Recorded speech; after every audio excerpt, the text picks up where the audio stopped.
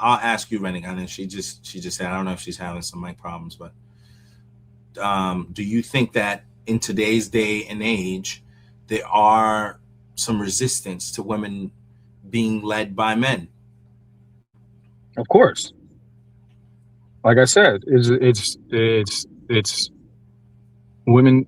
It's them toxifying strong men, toxifying men who feel like um, they are the leaders of the household.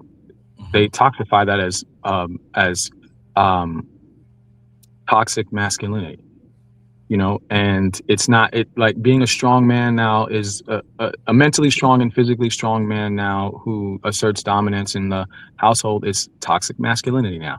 He can't say this is my house, let's respect it. This is what I want out of my household as the man.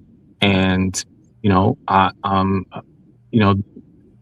going to protect this home, be there to support this home, whether it's financially or, spiritually. This is the type of woman I want. I'm not going to take anything less. If things were to change, this household is going to be turned upside down, rather, to like emotionally and all. Like, right, we're going to have to go through it with each other because it has to be this way.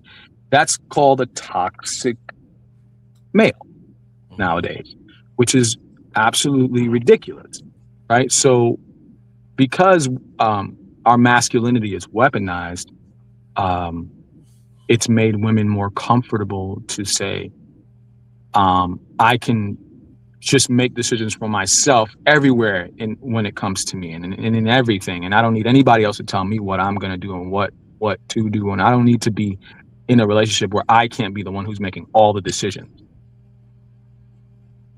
which is extremely like it's not a recipe for any type of success whatsoever.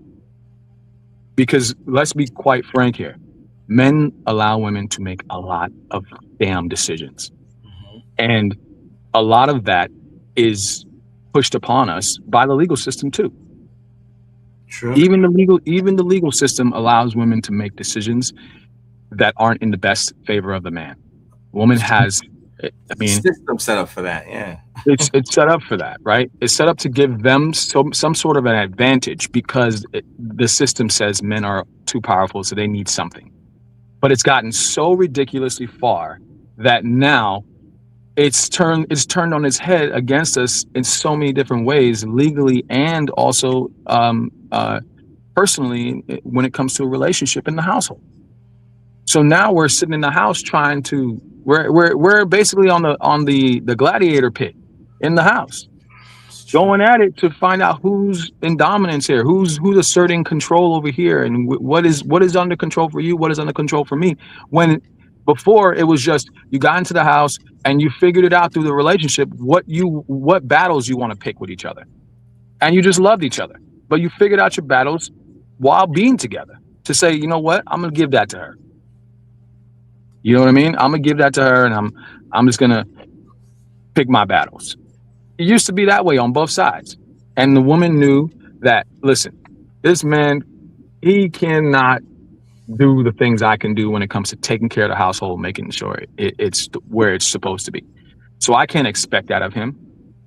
And the man is not even going to try because he's going to be like, I'm going to fail at it. And then she's going to give me a hard time. And the same thing goes for the man being like, I'm not expecting her to make all the money and control how money is leveraged and to go out and be aggressive with other males about how much money I'm going to be making. I'm not expecting her to do that. I'm going to do that.